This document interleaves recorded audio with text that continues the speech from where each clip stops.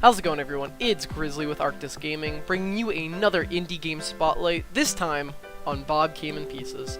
Bob Came in Pieces was developed by Ludosity Interactive and is available on Steam for $10. I'll jump right into everything and say kind of what I like about the game first. So one big thing I liked about the game is actually the music. So as not important as it may seem for a kind of puzzle game like Bob Came in Pieces, it fulfills its role perfectly. So a game that's not made about music needs to have music still, and this game does it so well. It's got this beautiful like ambient background track that really just like adds to the overall atmosphere. It's different for every level and stuff like that, and it loops really well, and it's just great. It's fantastic, and it sounds amazing, and I really enjoy it.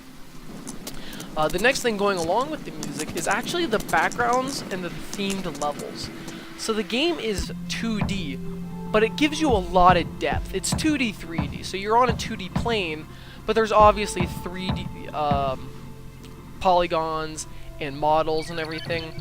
And the themes of everything is perfect. You have like forest levels, jungle levels, industrial levels, underground levels, and it all feels like, it just feels great, like fantastic. Like the art design is perfect. Like the 3D models look fantastic for an indie game, but the nice thing about them is they're not over ambitious. The 3D models are simple. They do what they need to do and they look good, and it just looks great. So again, the backgrounds, they look amazing. They kind of hold these secret Easter eggs behind them. You can kind of see little stories in the background.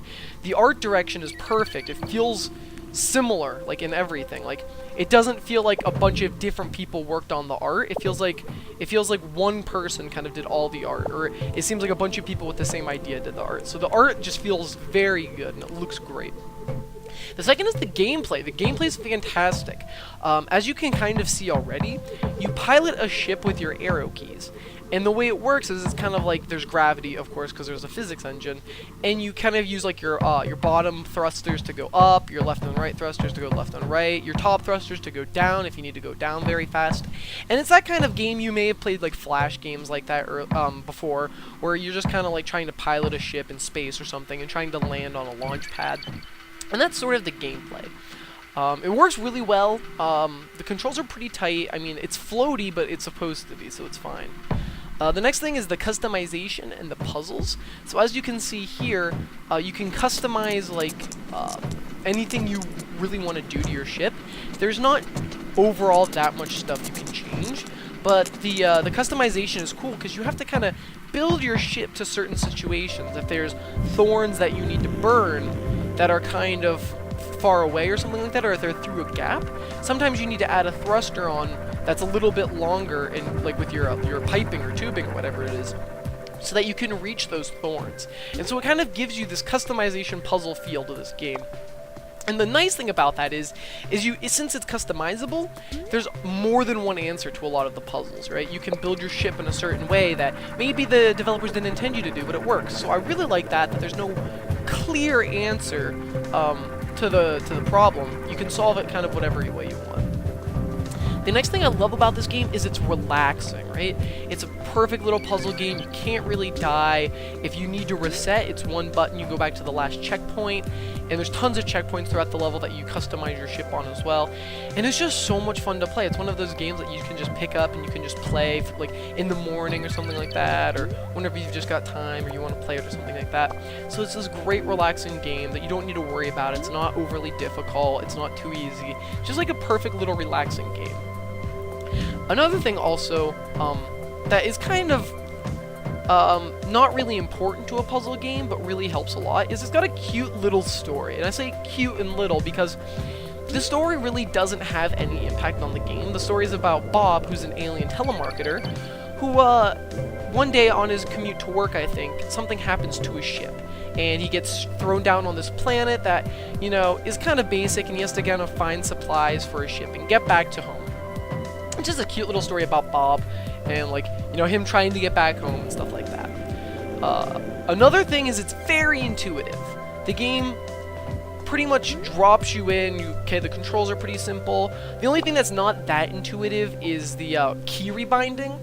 if you haven't done a lot of key rebinding before, whether it's like, you know, you got a keyboard with macro keys or something like that, you do have to program which each of your thrusters do. So that might get a little confusing for some. You know, you have to map where you want your thruster to be on your keyboard or your tractor beam and whatever. And I guess I should talk about that a little. There's tractor beams and stuff like that you help to solve puzzles and stuff like that, and it adds a little bit more of a extra flair to the game, and it kind of spruces it up a bit.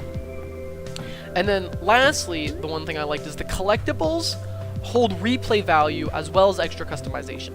So there's extra collectibles you can collect in the game, and those come in the form of parts for your ship.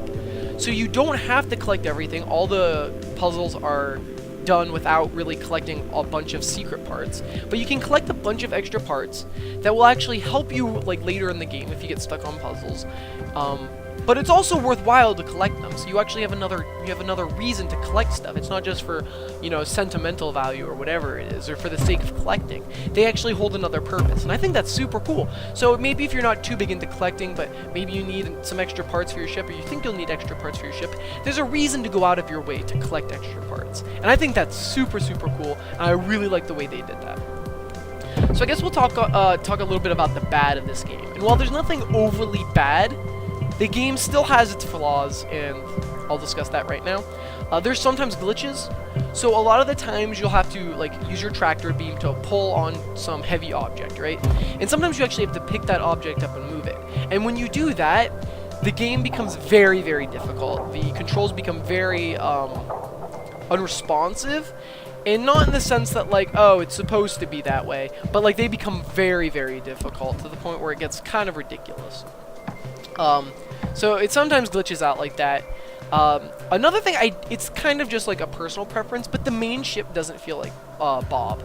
So in the beginning, you're given this cute little story, you're given like pictures of Bob, you know what Bob looks like, and then you kind of show his ship, and I think it would have been a lot cooler, instead of having this little blue ball as his ship, there's a little cockpit portion you can obviously see at the top of the ship that I feel like it'd be really cool if you could see Bob inside there. You know, you have a little bit more connection to the main character of the game or who you're playing. So, like, even though the game is even called Bob Came in Pieces, you kind of forget the story a little bit outside of the beginning and end of it. So I think adding Bob in the game a little bit more would be a lot cooler, and it would be cool to see Bob fly around in a ship. And lastly, some of the animations are just not good. One of the puzzles requires you to kind of burn thorn bushes and stuff like that. And what you do is you go up to them and you kind of shoot your fire with one of your rockets at it, and you set it on fire. But unfortunately, like, it looks terrible. Like, you're not sure half the time when you're setting them on fire, and it just doesn't look that good. However, some animations look amazing. Like, my favorite animation probably has to be when you run into giant ice chunks.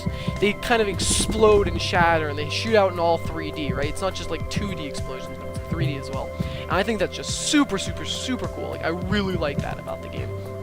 So, Bob Came in Pieces is a super, super, super fun indie game.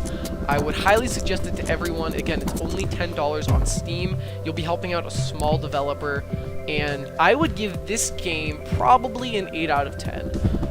There's nothing overly ambitious about it, nothing it really kind of pushes its way forward, nothing too crazy, but it's still a super, super fun game that does what it wants to do. It looks good doing it, and it's overall fun to play.